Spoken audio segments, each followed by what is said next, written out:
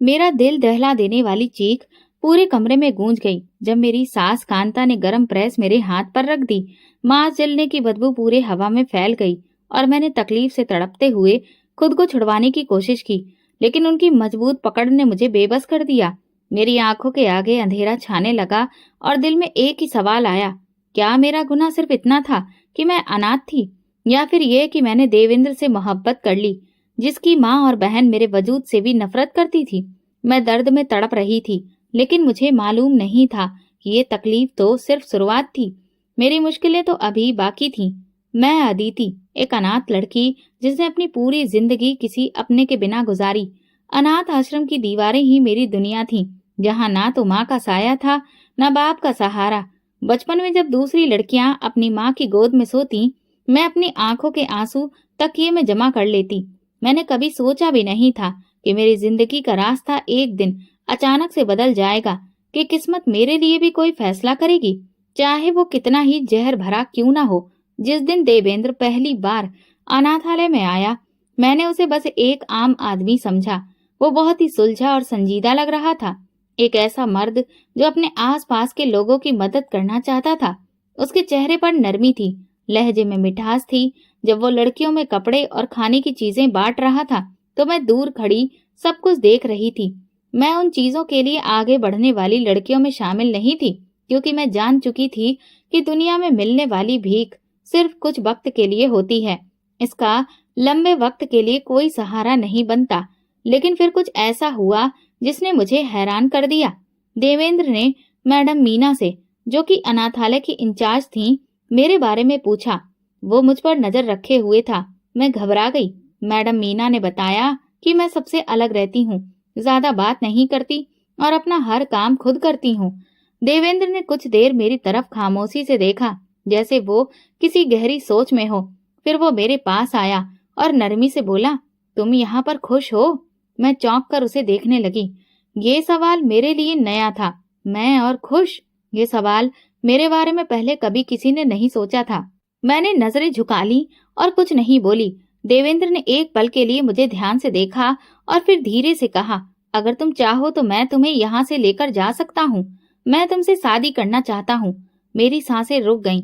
मैंने उसकी आंखों में झांक कर देखा। क्या ये सच में हो रहा था या फिर कोई सपना था? मैं एक अनाथ लड़की थी। मेरे पास मेरे नाम के सिवा कुछ भी नहीं था। फिर ये मर्द मुझे क्यों अपना नाम देना चाहता था? लेकिन मुझे ये पता नहीं था कि किस्मत की ये मिठास मुझे कितने जहरीले दिनों की तरफ लेकर जा रही थी। नई जिंदगी की दहलीज। मैंने कभी सोचा भी नहीं था कि मेरी जिंदगी इतनी तेजी से बदल जाएगी। कुछ हफ्ते पहले तक मैं अनाथालय में थी और आज मैं एक नई जिंदगी की दहलीज पर खड़ी थी, एक दुल्हन के रूप में। और एक ऐसे मर्द के साथ मेरी शादी हुई थी जिसने मुझे भीख के तौर पर नहीं बल्कि इज्जत के साथ अपनी जिंदगी में शामिल किया था। शादी के बाद देवेंद्र मुझे अपने घर ले आया। रास्ते भर वो चुप रहा, जैसे कुछ सोच रहा हो। मैंने उसकी तरफ कई बार देखा, लेकिन हिम्मत नहीं कर पाई कि कोई सवाल करूं। नई जगह, नए लोग, नया माहौल। मैं डरी हुई थी। जब गाड़ी उसके घर के सामने रुकी तो मैंने एक बड़ी पुरानी कोठी देखी। दिल में एक अजीब सी कसक पैदा हुई, जैसे ये इमारत सिर्फ ईंटों का ढेर नहीं बल्कि कोई अंधेरे से भरा किला हो, जहां कदम रखते ही मेरी दुनिया बदल जाएगी। दरवाजा खुला और पहली बार मेरी सास कांता और ननद नेहा से मेरा सामना हुआ। सास ने सिर से लेकर पैर तक मुझे ऐसे देखा जैसे मैं कोई भिखारी हूँ। उनकी आंखों में अजनबीपन था और मेरी ननद नेहा ने भी मुंह बनाकर मुझसे अपना चेहरा फेर लिया। यही है तुम्हारी पसंद? सास ने देवेंद्र की तरफ देखकर ताना मारा। मेरा दिल जोर से धड़कने लगा। देवेंद्र ने नरमी से जवाब दिया, माँ, अदिति मेरी पत्नी है, इसे इज्जत दीजिए। इज्जत? तूने तो खुद हमारी इज्जत एक अनाथ लड़की के हाथ में दे दी। मेरे पैरों तले से जमीन निकल गई। मैंने बेबसी से देवेंद्र की तरफ देखा कि शायद वो मेरी तरफदारी में कुछ कहे, लेकिन वो खामोश था और ये खामोशी मेरे हक में नहीं थी। ये आने वाले तूफान की पहली आहट थी, एक जहरीली शुरुआत। पहली रात जब मैं अपने कमरे में दाखिल हुई तो मैंने गहरी सांस ली। ये मेरा नया घर है, मुझे यहाँ रहना होगा। मैं खुद को तसल्ली देने लगी, लेकिन रात के दूसरे पहर दरवाजा जोर से खुला और मेरी सास अंदर दाखिल हुई। ये ऐशो आराम की जिंदगी के सपने देखना छोड़ दो अदिति, तुम्हारी हकीकत कुछ और है। उन्होंने दांत पीसते हुए कहा। मैं सहम कर उन्हें देखने लगी। जो बहू बेटियां इज्जत से आती हैं उन्हें इज्जत मिलती है, लेकिन जो भीख में आए उसे नौकरानी बना दिया जाता है। ये जहरीला कमेंट मेरे दिल में किसी खंजर की तरह उतर गया। मैंने अपनी जिंदगी में कई मुश्किलें देखी थी, लेकिन ससुराल की दुनिया कुछ और ही निकली। एक ऐसी जगह जहां मेरी कोई हैसियत नहीं थी, जहां मेरे जज्बातों की कोई कीमत नहीं थी। मैं चाहती थी कि देवेंद्र मेरा सहारा बने, मेरी ढाल बने, मगर वो तो जैसे अपनी माँ और बहन के बीच कहीं खो गया था। देवेंद्र के घर आने के बाद भी मेरी सास और ननद के रवैये में कोई बदलाव नहीं आया। वे मेरे सामने कुछ और होती और देवेंद्र के सामने कुछ और। मैं खामोश रहती, दिल ही दिल में प्रार्थना करती कि मेरा पति मुझे समझे, मगर किस्मत को शायद कुछ और ही मंजूर था। मैं दुबई जा रहा हूँ अदिति। जब देवेंद्र ने ये शब्द कहे तो मैं अंदर से घबरा गई। मेरी आवाज कहीं गुम हो गई थी। बस 2 दिन बाद जाना है। मुझे ऐसा लगा जैसे मेरे पैरों तले से जमीन खिसक गई हो। शादी को अभी कुछ ही हफ्ते हुए थे और वो जा रहा था। मैंने नजरें झुका ली और सिर हिलाकर इस बात को स्वीकार कर लिया, मगर अंदर ही अंदर मेरी दुनिया बिखर रही थी। फिक्र मत करो, मैं हर महीने पैसे भेजूंगा। माँ और नेहा का ख्याल रखना। सास और ननद मेरी आंखों में थी तो भारी, मेरा ख्याल रखने का जिक्र तो कहीं भी नहीं था। 2 दिन पलक झपकते गुजर गए और फिर वो दिन आया जब देवेंद्र रवाना हो गया। मैं एयरपोर्ट पर आखिरी बार ध्यान से उसके चेहरे को देख रही थी, इस उम्मीद में कि वो कुछ ऐसा कहे जो मेरे दिल को सुकून दे, लेकिन वो बस इतना बोला, मेरी गैर मौजूदगी में माँ का हर कहा मानना। ये शब्द मेरी किस्मत पर एक नई मोहर लगाने के बराबर थे। देवेंद्र के जाते ही मेरी सास की आंखों में जो नफरत उभरी, मैं तो कांप कर रह गई थी। जैसे ही दरवाजा बंद हुआ वो एकदम मेरी तरफ मुड़ी। अब तुम पर कोई तरस खाने वाला नहीं, जो कहूँ वो करना होगा, वरना। ये किसी भयानक अंजाम की धमकी थी। मैंने अपनी किस्मत का फैसला मान लिया। अब मैं एक पत्नी नहीं बल्कि एक नौकरानी बन चुकी थी, और ये नौकरी कब खत्म होगी? शायद कभी नहीं। देवेंद्र के जाते ही मेरा पहला दिन था, एक दिन जिसने मुझे दिखाया कि मेरी क्या हैसियत है। मैं सुबह उठकर पूजा की और भगवान से प्रार्थना की कि मेरी जिंदगी आसान कर दे, लेकिन तभी जोरदार आवाज के साथ दरवाजा खुला। मेरी सास अंदर आई और बोली, अब जगी हो या सारा दिन सोने की ही योजना है? उनकी सख्त आवाज मेरे कानों में गूंज रही थी। मैंने जल्दी से पल्लू सिर पर लिया और खड़ी हो गई।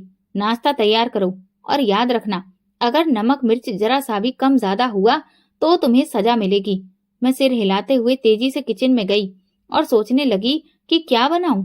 मेरे हाथ आटे की तरफ बड़े ही थे कि पीछे से नेहा की आवाज आई, बस ज्यादा उछलने की जरूरत नहीं है, तुम्हें क्या पता खाना पकाने का। मैंने धीरे से कहा, मैं बना लूंगी, आप फिक्र ना करें। वो बोली, तुम्हारी झूठी मासूमियत कब खत्म होगी? फिर उसने पास आकर आटे का डिब्बा जोर से मेरे सामने रखा, जैसे उसे मुझसे बहुत नफरत हो। नाश्ता बनाते हुए मेरे हाथ कांप रहे थे। मैं डर रही थी कि कहीं कोई गलती ना हो जाए। जब मैंने नाश्ता मेज पर लगाया तो सास ने पहला निवाला मुंह में डालते ही थाली जोर से मेज पर पटक दी। ये क्या बनाया है? नमक ज्यादा है। ये कोई खाने की चीज है? मैंने आंखें झुका ली। तुम्हारा पहला दिन है, इसलिए सिर्फ डांट रही हूँ। अगली बार हाथ से पकड़कर बाहर फेंक दूंगी। मैं जल्दी से प्लेट हटाकर किचन में जाकर रोने लगी। जी चाहा कि भाग जाऊं, लेकिन कहाँ जाती? अब मुझ में हिम्मत नहीं थी, बस मुझे सब्र करना था। मेरा दिन एक नौकरानी की तरह गुजरा था। झाड़ू, बर्तन, कपड़े धोना और दिन भर ताने सुनना, यही मेरी किस्मत बन चुका था। सुबह से मैं घर के कामों में लगी थी। सास की हर बात पर जी माँ जी कहकर जवाब देना, नेहा के ताने सहन करना और हर काम में गलती निकालने पर भी चुप रहना, यही मेरी रोजमर्रा की जिंदगी बन चुकी थी। मैंने बहुत कोशिश की कि ऐसा कोई काम ना हो जिस पर मुझे ताने सुनने पड़े, मगर जैसे ही दोपहर हुई मेरी किस्मत फिर से पलटा खा गई। नेहा के कपड़ों पर प्रेस करनी थी। मैंने प्रेस को गर्म होने के लिए रखा और दूसरे कपड़े सही करने लगी।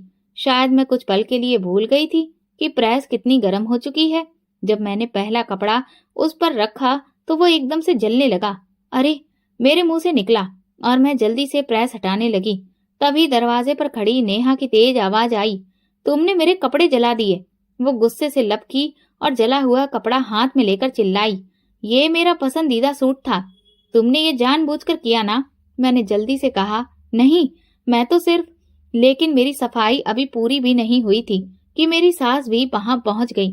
उन्होंने जले हुए कपड़े देखे, फिर मेरी तरफ घूर कर आईं। ये क्या हरकत की है तुमने? उनकी आंखों में गुस्सा था। माँ जी, मैंने जानबूझकर नहीं किया। मैंने कहा भी था कि मेरे कपड़ों को हाथ मत लगाना। नेहा ने अब आग और भड़का दी। मैंने जानबूझकर नहीं किया है, बस मुझसे गलती हो गई। मैंने धीरे से कहा। गलती? मेरी सास का चेहरा लाल हो गया। हमने तुम्हें बेटी बनाकर घर में नहीं रखा, समझी? तुम हमारे घर में भीख में आई हो, नौकरानी बनकर रहो। फिर वो पल आया जिसे मैं कभी भूल नहीं सकती थी। मेरी सास ने एक झटके से मेरा हाथ पकड़ा और उसे प्रेस के पिछले गर्म हिस्से पर रख दिया। मेरी दर्दनाक चीख पूरे कमरे में गूंज गई। जलन इतनी ज्यादा थी कि आंखों के आगे अंधेरा छाने लगा। मैंने अपना हाथ झटकने की कोशिश की, लेकिन मेरी सास ने उसे कसकर दबाया। ये सजा है तुम्हारी गलती की। मेरे हाथ पर गहरा निशान पड़ चुका था और दर्द मेरी हड्डियों तक उतर गया था। मैंने तकलीफ में अपनी मुट्ठी बंद कर ली। ये मेरी पहली मार थी, मगर मुझे नहीं पता था कि आगे और कितने जख्म मेरे नसीब में लिखे हैं। मेरे हाथ पर जलने का निशान अभी ताजा था। दर्द की टीस पूरे शरीर में दौड़ रही थी, मगर मैंने एक आह तक नहीं भरी। मैं जान चुकी थी कि अगर रोने या शिकायत करने की कोशिश की तो मेरी तकलीफ और बढ़ा दी जाएगी। मैंने सास और नेहा की तरफ देखा, मगर उनके चेहरों पर जरा भी नरमी नहीं थी। ये तो अभी शुरुआत है, नेहा ने जहरीले लहजे में कहा। अगर तुमने हमारी बात नहीं मानी तो आगे इससे भी ज्यादा बुरा होगा। मैंने भगवान से प्रार्थना की कि वो मुझे हिम्मत दे, लेकिन शायद मेरी खामोशी ने उन्हें और ज्यादा हौसला दे दिया था। जब मैं रोते हुए अपने कमरे में जाने के लिए मुड़ी तो मेरी सास ने मुझे रोक लिया। कहाँ जा रही हो? अपने कमरे में माँ जी, मैंने धीरे से कहा। कौन सा कमरा? वो ठहाका लगाकर हंसने लगी। ये जो तुमने शाही महल समझकर यहाँ बैठने का सोचा है, ये तुम्हारे लिए नहीं है। तुम मेहमान नहीं हो, बल्कि इस घर में नौकरानी हो, और नौकरानियों के लिए अलग जगह होती है। मेरी आंखें फैल गईं। आज से तुम ऊपर वाले स्टोर रूम में सोओगी, नेहा ने नफरत भरी नजरों से कहा। मेरी नजरें देवेंद्र के कमरे की तरफ गईं, जहां मेरी असली जगह थी। वही जगह जहां मैंने एक नई जिंदगी के सपने देखे थे। लेकिन आज मेरी हैसियत बदल चुकी थी। देवेंद्र को हमारी तरफ से खत लिखो। मेरी सास ने सख्त नजरों से मुझे घूरा। कैसा खत? ऐसा खत जिसमें लिखो कि तुम यहाँ बहुत खुश हो, हम तुम्हें बेटी की तरह रख रहे हैं और तुम्हें कोई परेशानी नहीं। मेरी उंगलियां कांपने लगीं। लेकिन ये तो झूठ होगा, मैंने धीरे से कहा। क्या कहा? सास ने गुस्से में मेरा बाजू पकड़ लिया। अगर तुमने हमारे कहने के हिसाब से खत नहीं लिखा तो मैं देवेंद्र से कह दूंगी कि तुम्हारा किसी गैर मर्द के साथ रिश्ता है। ये सुनते ही मेरा दिल धक्क से रह गया। नहीं माँ जी, ऐसा मत कीजिए। तो फिर चुपचाप लिखो। मैंने कांपते हाथों से पेन उठाया और लिखना शुरू कर दिया, मगर हर शब्द मेरे लिए जहर था। ये एक साजिश थी जिसमें मुझे खुद अपने ही हाथों से अपना कैद खाना मजबूत करना था। खत लिखने के बाद मेरे अंदर एक अजीब सी बेचैनी थी। हर शब्द जो मैंने कागज पर लिखा था वो मेरे दिल पर एक जख्म की तरह लग रहा था। मैंने झूठ लिखा था, मेरी सास ने मुझ पर दबाव डाला था, धमकी दी थी, और मैं बेबसी में बस लिखती चली गई थी। मैं बस यही सोच रही थी कि जब देवेंद्र ये खत पढ़ेगा तो क्या वो सच को पहचान पाएगा? क्या वो समझेगा कि मैं ये सब जबरदस्ती लिख रही थी? मगर जो उम्मीद मैंने दिल में पाल रखी थी वो सिर्फ एक खुशफहमी निकली। कुछ दिनों के बाद मेरी सास और ननद नाश्ते की मेज पर बैठी थी। जब फोन की घंटी बजी, मेरा दिल तेजी से धड़कने लगा। मैंने महसूस किया कि ये देवेंद्र की कॉल है। मैं किचन में खड़ी उनके करीब से गुजरी तो मेरा दिल और तेजी से धड़कने लगा। हाँ देवेंद्र बेटा, चिट्ठी मिल गई, मेरी सास ने बड़े ही प्यार भरे लहजे में कहा। मैं वहीं रुक गई। दिल में उम्मीद जगी कि शायद देवेंद्र समझेगा कि ये सब झूठ है, कि वो मुझसे खुद बात करना चाहेगा। हाँ अदिति ठीक है, बहुत खुश है, वो खुद लिखकर भेज रही है ना, तुम फिक्र मत करो, सास ने कहा। मेरी सांसें तेज हो गईं। मैं चाहती थी कि वो मुझसे खुद बात करे, लेकिन मेरी सास ने मुझे फोन देने की जरूरत नहीं समझी। फोन रखने के बाद उन्होंने मेरी तरफ देखा और मेरा मजाक उड़ाते हुए बोली, देखा, देवेंद्र को तुमसे बात करने की जरूरत ही महसूस नहीं हुई, क्योंकि वो हम पर भरोसा करता है, तुम पर नहीं। मेरा दिल बैठ गया। रात को जब मैं अपने बिस्तर पर लेटी तो एक तूफान मेरे दिमाग में गूंज रहा था। देवेंद्र ने ना मुझे बुलाया, ना मेरा हाल पूछा। क्या वो सच में मुझ पर शक करने लगा था? क्या वो अपनी माँ और बहन की बातों में आ चुका था? कुछ दिन बाद उसका एक और फोन आया। इस बार सास ने स्पीकर ऑन कर दिया, शायद मुझे तकलीफ देने के लिए। माँ, अदिति का ध्यान रखिएगा, लेकिन मुझे महसूस हो रहा है कि वो मुझसे कुछ छुपा रही है। कहीं वो मेरी गैर मौजूदगी में कोई गलती तो नहीं कर रही। ये सुनकर मेरा दम घुटने लगा। देवेंद्र को मुझ पर शक होने लगा था। उसके ये शक भरे शब्द मेरे ऊपर हथौड़े की तरह बरस रहे थे। मेरा दिल चाहा कि मैं चिल्लाकर कहूं कि मैं तो बेकसूर हूं, लेकिन मेरी आवाज कैद हो चुकी थी। मेरी जुबान पर ताले लग चुके थे। फोन रखने के बाद मेरी सास ने बड़े ही रौबदार अंदाज में मुझे देखा, जैसे वो मेरी हार का जश्न मना रही हो। देखा, तुम्हारा पति तुम पर भरोसा नहीं करता। तभी मेरी ननद भी जहरीली हंसी हंसते हुए बोली, अब तुम लाख सफाई दो तो भी वो तुम्हारी बात पर यकीन नहीं करेगा। मुझे समझ नहीं आ रहा था कि मैं क्या करूं। अगर मैं देवेंद्र को सच्चाई बताने की कोशिश भी करती तो क्या वो मेरी बात सुनने को तैयार होता? उसका शक मेरी रूह पर एक बोझ बन चुका था। रात को जब मैं अपने बिस्तर पर लेटी तो मेरी आंखों में नींद नहीं थी। मैंने भगवान से प्रार्थना की कि अब वो ही कोई रास्ता दिखाए। शायद उसने मेरी सुन ली थी।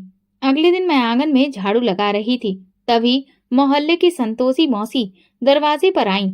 वो अक्सर मेरे हाल पर तरस खाती थी और माँ के नाते मेरे जख्मों पर मरहम लगाने की कोशिश करती थी। कैसी हो बेटी? उन्होंने नरमी से पूछा। मैंने उनकी तरफ देखा, आंखों में आंसू तैरने लगे। बस जी रही हूँ मौसी, कभी कभी तो लगता है कि यहाँ से कहीं भाग जाऊं, मैंने धीरे से कहा। उन्होंने मेरी जली हुई कलाई पर नजर डाली और चौंक गई। ये कैसे हुआ? मैंने जल्दी से हाथ पीछे कर लिया। कुछ नहीं, बस गलती से, वो सख्त लहजे में बोली। मुझे सच बताओ, क्या हो रहा है इस घर में? मैंने उनकी नजरों में अपनी माँ की झलक देखी। वो माँ जो कभी मेरे साथ नहीं थी, मगर शायद कहीं न कहीं मुझे देख रही थी। मुझे नहीं पता कि मैं सच कैसे साबित करूं। मेरी आवाज लड़खड़ा गई। मौसी ने मेरा हाथ थाम लिया। बेटी, सच को छुपाया जा सकता है, मगर हमेशा के लिए नहीं।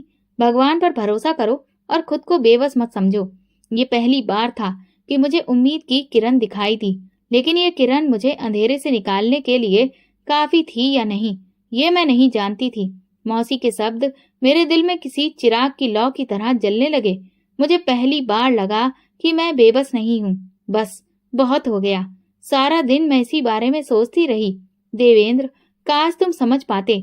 मेरी सास के जुल्म, ननद की साजिशें, मैं कब तक सब सहूंगी? कब तक चुप रहूंगी? तभी सास की आवाज ने मुझे चौंका दिया। ये कपड़े धोने हैं, और ध्यान रखना, अगर जरा सी भी गलती हुई तो हाथ तोड़ दूंगी। उनकी नजरें तीखी थी और लहजा जहर से भरा था। मैंने धीरे से सिर हिलाया और कपड़े लेकर आंगन में चली गई। मैंने पानी भरा और कपड़े धोने लगी। हाथ जल रहा था, मगर दिल में एक नई हिम्मत आ रही थी। बस बहुत हो गया, मैंने खुद से कहा। मौसी की बातें मेरे जहन में गूंज रही थीं। भगवान पर भरोसा रखो। मैंने फैसला कर लिया कि अब कुछ करना होगा। अब मैं चुपचाप ये तमाशा नहीं देख सकती थी। अगले दिन देवेंद्र की कॉल आई। हमेशा की तरह सास ने स्पीकर ऑन कर दिया ताकि मैं बेबसी में उनकी बातें सुन सकूं। कैसी हो माँ? अदिति कैसी है? देवेंद्र ने पूछा। बेटा, वो बहुत खुश है, हमारे साथ हंसी खुशी रह रही है, सास ने मक्कारी वाली मुस्कान के साथ कहा। मेरा दिल चाहा कि मैं चीख कर कहूँ, देवेंद्र, ये सब झूठ है, लेकिन मेरी जुबान बंद थी। तभी संतोषी मौसी अचानक दरवाजे पर आ गई। वो शायद किसी बहाने से आई थी, लेकिन जैसे ही उन्होंने सास को फोन पर झूठ बोलते सुना, उनके चेहरे का रंग बदल गया। बस बहुत हो गया, मौसी एकदम बोली। मेरी सांस चौंक कर उनकी तरफ देखने लगी। देवेंद्र बेटा, मैं संतोषी मौसी बोल रही हूँ, और मैं तुम्हें वो सच बताने आई हूँ जो तुम्हारी माँ छुपा रही है। कमरे में जैसे खामोशी छा गई। मेरी सास का चेहरा उतर गया। मेरा दिल जोर जोर से धड़कने लगा। क्या मेरा सच आखिरकार सामने आ जाएगा? मेरी ननद के चेहरे पर भी खौफ दिख रहा था। मैंने हैरत से मौसी की तरफ देखा, जो मजबूत लहजे में बोल रही थी। देवेंद्र बेटा, तुम्हारी पत्नी अदिति इस घर में नौकरानी बनी हुई है। उसे दिन रात जुल्म सहने पड़ रहे हैं। उसे मारा जाता है, धमकाया जाता है, और तुम्हारी माँ और बहन उसे तुमसे दूर करने की साजिश कर रही है। मैंने हैरत से मौसी को देखा। इतने दिनों से मेरे अंदर जो घुटन भरी थी वो आज किसी और की जुबान से बाहर आ रही थी। ये क्या बकवास है। सांस फट पड़ी और तेजी से आगे बढ़कर फोन छीन लिया। देवेंद्र, ये औरत झूठ बोल रही है। ये हमारे मामलों में टांग अड़ा रही है। देवेंद्र की आवाज संजीदा हो गई। माँ, मैंने पहले भी महसूस किया है कि अदिति मुझसे कुछ छुपा रही है। अगर सब ठीक है तो फिर वो खुद क्यों नहीं बोलती। मेरे हाथ पसीने से भीग चुके थे। मैं चाहती थी कि मैं कुछ कहूँ, कुछ बोलूं, लेकिन सास तेजी से आगे बढ़ी, मेरा बाजू कसकर दबोच लिया और अपनी जहरीली नजरों से मुझे घूरने लगी। वो जैसे आंखों ही आंखों में मुझे खबरदार कर रही थी कि अगर मैंने कुछ कहा तो मेरा अंजाम बुरा होगा। देवेंद्र, तुम अपनी माँ पर शक कर रहे हो। हमने तुम्हें पाल पोस कर बड़ा किया और अब तुम एक पराई लड़की की बातों में आ रहे हो। वो अपनी आवाज में जबरदस्ती का दर्द शामिल कर रही थी। देवेंद्र कुछ पल खामोश रहा, फिर बोला, माँ, मैं चाहता हूँ कि अदिति मुझसे खुद बात करे। मेरा दिल जोर जोर से धड़कने लगा। ये मौका था। अगर मैं अब सच नहीं बोलती तो शायद कभी नहीं बोल पाती। मैंने हिम्मत जुटाई ताकि देवेंद्र को सब कुछ बता सकूं, लेकिन इससे पहले ही मेरी सास ने गुस्से में मुझे धक्का दे दिया और फोन काट दिया। अब देखती हूँ कि तुम सच कैसे बोलती हो, वो दांत पीसते हुए बोली। उस दिन मुझे एहसास हुआ कि मेरे इम्तिहान अभी खत्म नहीं हुए हैं, बल्कि एक नया तूफान मेरी तरफ बढ़ रहा है। सास ने फोन बंद कर दिया और पूरे कमरे में खामोशी छा गई। मैं बेबसी से उनकी तरफ देख रही थी, लेकिन उनकी नजरें मुझ पर बिजली की तरह गिरी। तूने देवेंद्र से सच बोलने की कोशिश की? हाँ, मैंने कांपते हुए कहा। माँ जी, मैंने कुछ गलत नहीं किया, बस मैं देवेंद्र को सच बताना चाहती थी। सच? वो हंसने लगी। अब मैं तुझे एक सच्चाई दिखाती हूँ। उन्होंने एक झटके से मेरा बाजू पकड़ा और घसीट कर आंगन में ले आई। ननद भी मेरे पीछे पीछे आई। उसकी आंखों में शैतानी चमकती थी। अब देखती हूँ कि तू देवेंद्र को क्या बताती है। सास गुस्से से चिल्लाई और मेरे साड़ी का पल्लू खींच कर फेंक दिया। फिर वो चिल्लाई, सब लोग सुनो, ये लड़की हमारे खानदान की इज्जत पर धब्बा है। मेरी आंखें हैरत से फैल गईं। अब ये क्या कर रही हैं? मेरी आवाज लड़खड़ा गई। ये हमारे सामने मासूम बनती है, लेकिन जब मौका मिलता है तो गैर मर्दों से बातें करती है। तुझे शर्म आनी चाहिए अदिति। ननद ने आग में घी डाला। हाँ माँ, मैंने खुद देखा है। ये किसी से छुप छुप कर बातें करती है। न जाने ये दुबई में बैठे देवेंद्र भैया के साथ भी क्या खेल खेल रही हो। मेरी सांसें रुकने लगी। मैंने बेयकीनी से दोनों को देखा। ये झूठ है, मैं चिल्लाई। आप लोग मेरे खिलाफ साजिश कर रही हैं। लेकिन सास ने और ऊंची आवाज में बोलना शुरू कर दिया। हमने इसे बेटी समझकर घर में जगा दी और इसने हमें धोखा दिया। मोहल्ले की औरतें जो बाहर गली में खड़ी थीं, अंदर झांकने लगी। मैंने देखा कि संतोषी मौसी भी दूर खड़ी थी, मगर वो कुछ बोलने से पहले हालात को समझने की कोशिश कर रही थी। मेरी आंखों से आंसू बहने लगे। ये औरत मेरी जिंदगी बर्बाद करने पर तुली हुई है। देवेंद्र को जब ये सब पता चलेगा तब देखती हूँ कि वो तुम पर भरोसा करता है या अपनी माँ पर। मेरी सास ने मुझे जोर से धक्का दिया और मैं जमीन पर गिर पड़ी। अब मेरे पास दो ही रास्ते थे, या तो मैं ये सब सहती रहती या फिर सच के लिए आखिरी हद तक लड़ती। मैंने फैसला कर लिया, अब मैं खामोश नहीं रहूंगी। असली परीक्षा अब शुरू हुई थी। मैं जमीन पर गिरी हुई थी। मेरी सांसें तेज चल रही थी। सास की चीखें, ननद की जहरीली हंसी और मोहल्ले की औरतों की काना फूसी मेरे कानों में जहर घोल रही थी। मैंने कांपते हाथों से खुद को संभाला और उठाने की कोशिश की, लेकिन सास ने नफरत से मेरा रास्ता रोक लिया। कहाँ जा रही है? वो ताना मारते हुए बोली। अभी हमारा खेल खत्म नहीं हुआ है अदिति। मेरी आंखों में आंसू थे, मगर मैंने खुद को मजबूत रखा। आप मेरे साथ ऐसा क्यों कर रही हैं? मेरी आवाज में दर्द था। मैंने आपका क्या बिगाड़ा है? सास गुस्से से बोली। तू हमारे बेटे को हमसे दूर करने चली थी, बेकार औरत कहीं की। तू चाहती है कि देवेंद्र हमारी बातों पर यकीन ना करे, तेरे सच को सच समझे। हम ये नहीं होने देंगे। ननद ने हंसते हुए एक पर्ची मेरी तरफ उछाली। ये देख, तेरा फैसला हो चुका है। मैंने कांपते हाथों से वो पर्ची उठाई। जैसे ही उस पर नजर पड़ी, मेरे पैरों तले से जमीन खिसक गई। ये तलाकनामा है। मेरा दिल धड़कना भूल गया। मैंने सदमे से सास की तरफ देखा। ये क्या है? ये तेरी औकात है, सास ने जहरीले अंदाज में कहा। देवेंद्र को यकीन दिलाने के लिए हमें ज्यादा मेहनत नहीं करनी पड़ी। तुझ पर जो इल्जाम लगाए हैं वे काफी थे। अब वो तुझे अपनी पत्नी मानने से इनकार कर चुका है। मुझे लगा जैसे किसी ने मेरे सीने पर खंजर घोंप दिया हो। नहीं, ये झूठ है। मैं चीखी। मैं इस तलाक को नहीं मानती। ननद हंसते हुए बोली, तेरी मर्जी से क्या होता है, अब तो तू हमारे घर में रहने के भी काबिल नहीं रही। सास ने गुस्से से मेरा हाथ पकड़ा और धक्का दे दिया। चली जा यहाँ से, हम तुझे अपनी छत के नीचे और नहीं रख सकते। मैं बेबसी से दरवाजे की तरफ देखने लगी।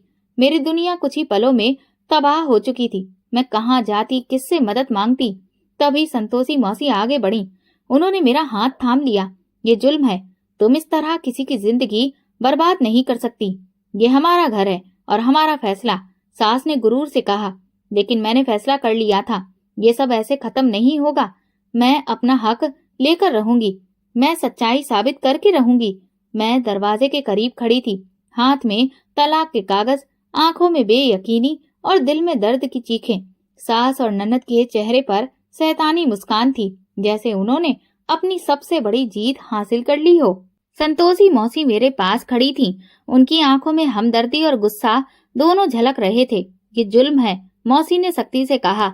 देवेंद्र को झूठ बोलकर बहकाया गया है, मैं ये नहीं होने दूंगी। सास ने खुद को झटक दिया और गुरूर से बोली, अरे तुम कौन होती हो हमारे मामले में बोलने वाली? जो होना था वो हो चुका है, अब ये लड़की इस घर का हिस्सा नहीं है। नेहा आगे बढ़ी और ताना मारते हुए बोली, अगर तुझमें जरा भी शर्म बची है तो खुद यहाँ से चली जा, ताकि हमें तुझे धक्के देकर ना निकालना पड़े। मैंने गहरी सांस ली। अब मेरी आंखों में एक नई रोशनी आ चुकी थी।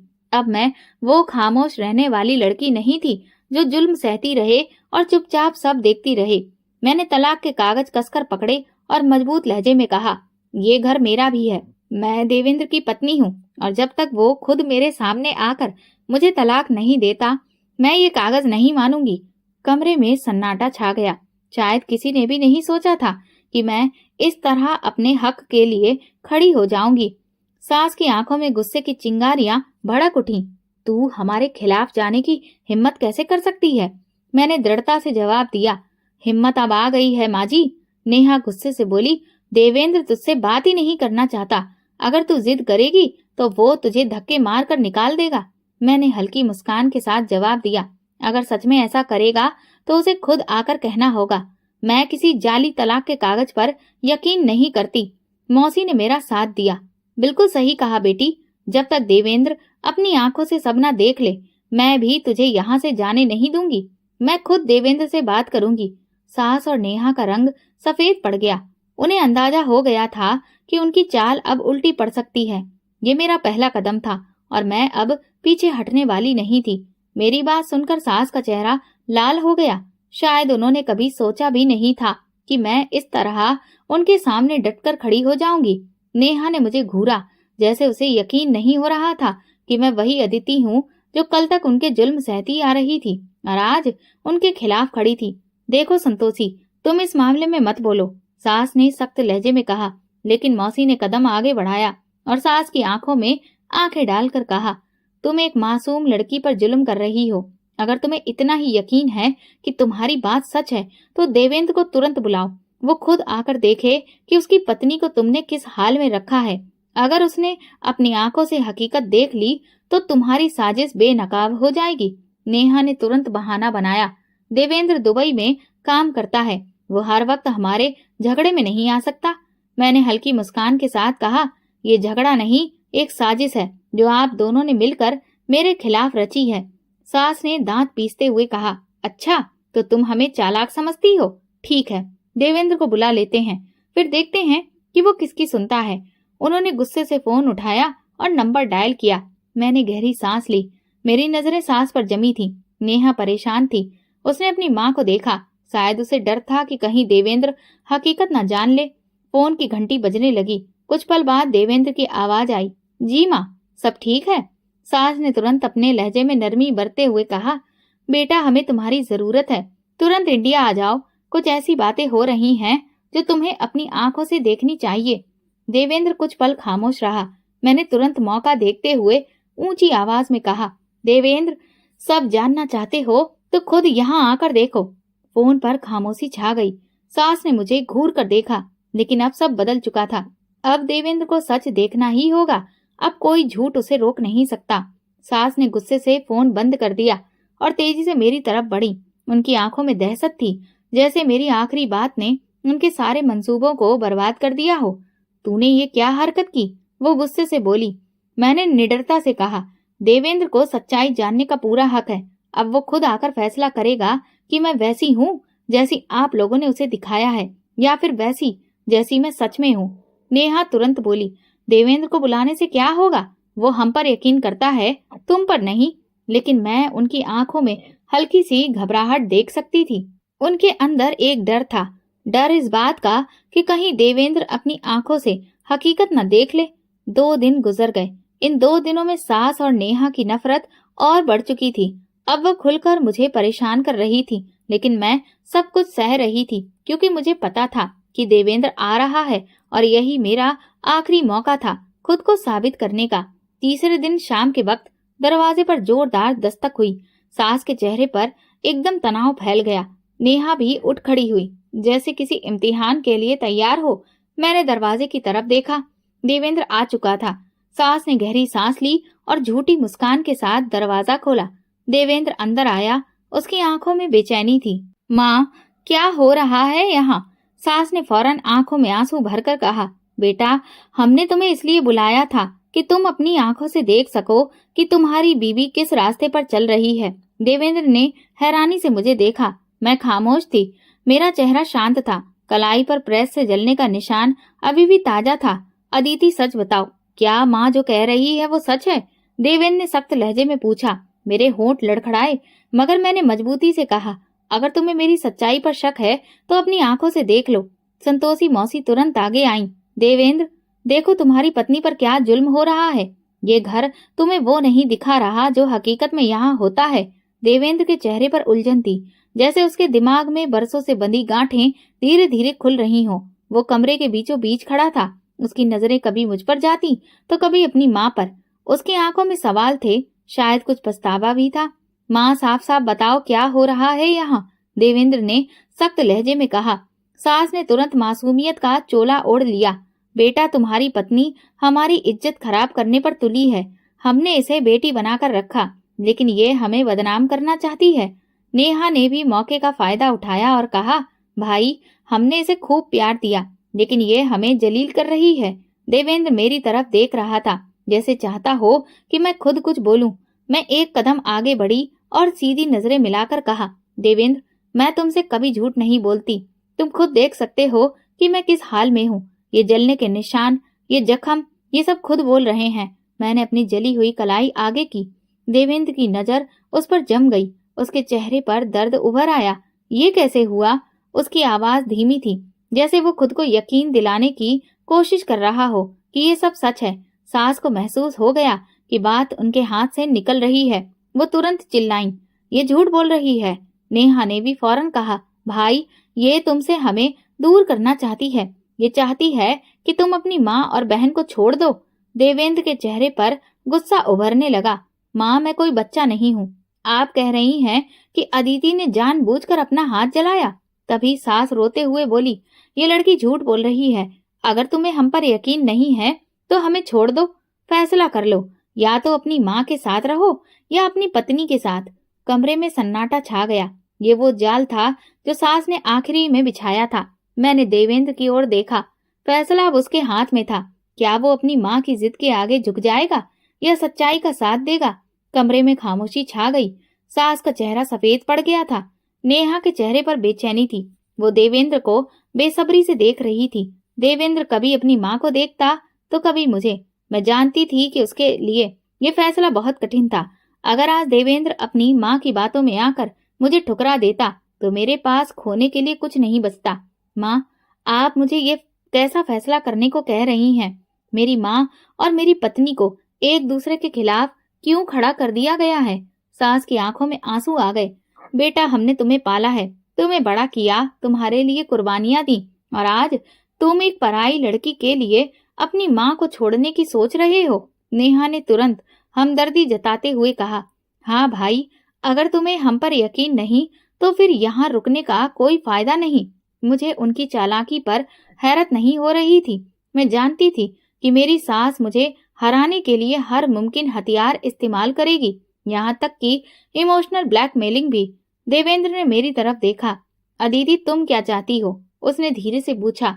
मैंने एक पल के लिए गहरी सांस ली और फिर मजबूत लहजे में कहा, मैं सिर्फ इंसाफ चाहती हूँ देवेंद्र।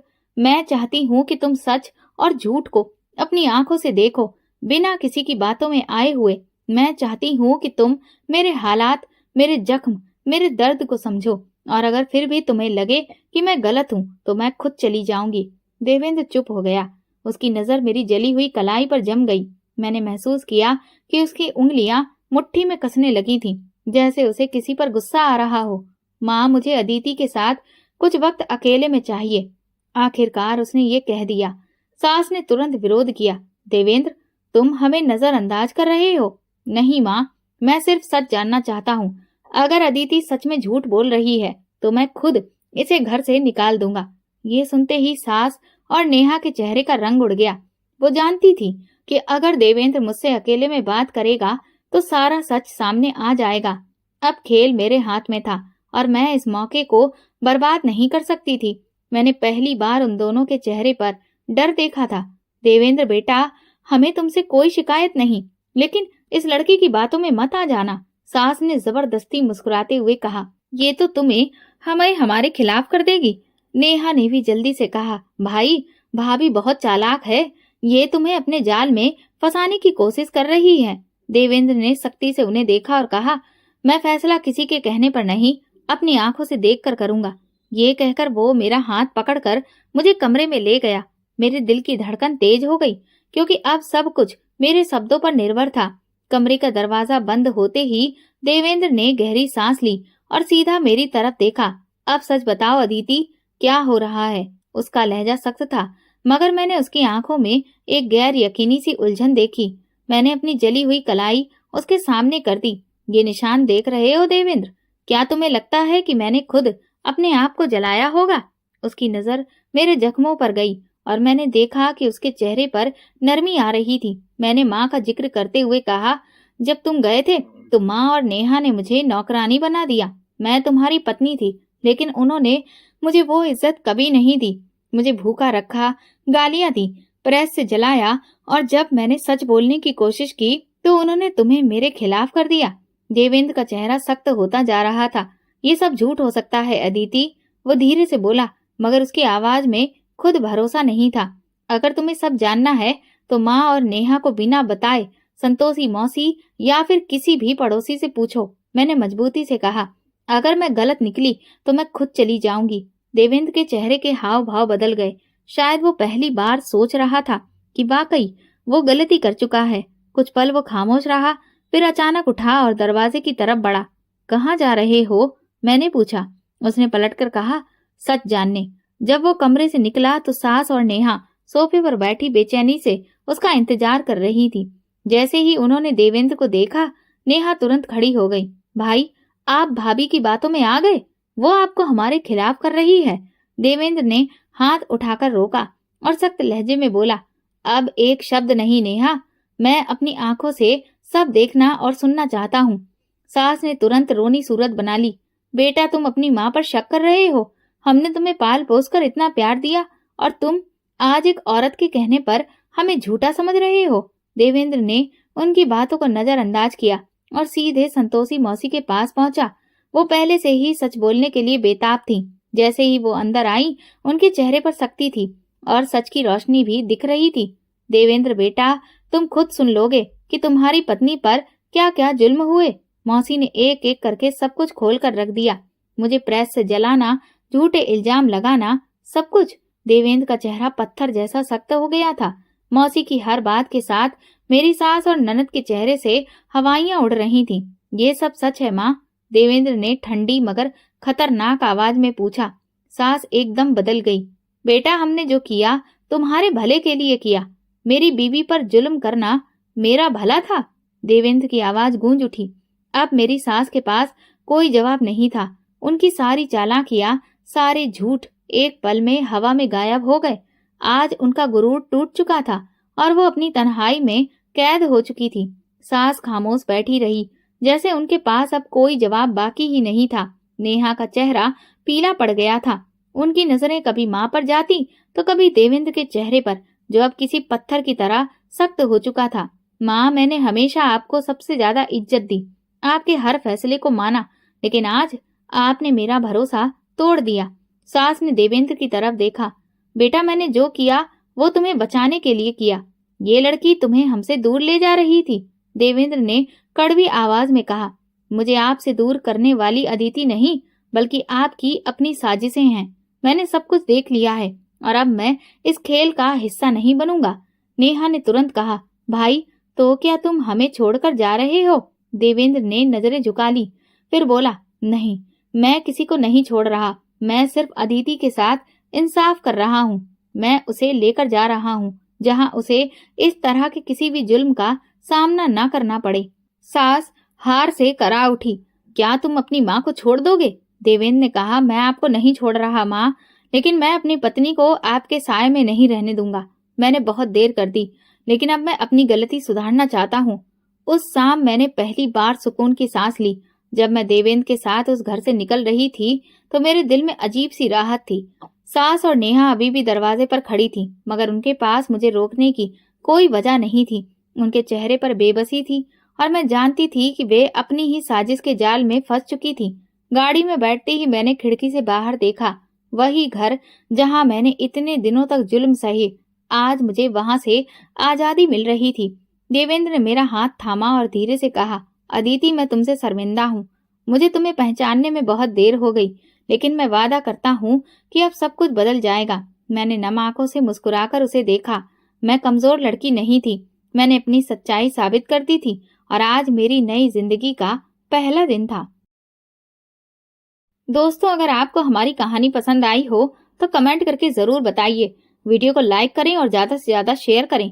अगर आप चैनल पर नए हैं तो सब्सक्राइब जरूर करें और नोटिफिकेशन बेल को दबाएं ताकि अगली अपडेट सबसे पहले आपको मिले। धन्यवाद।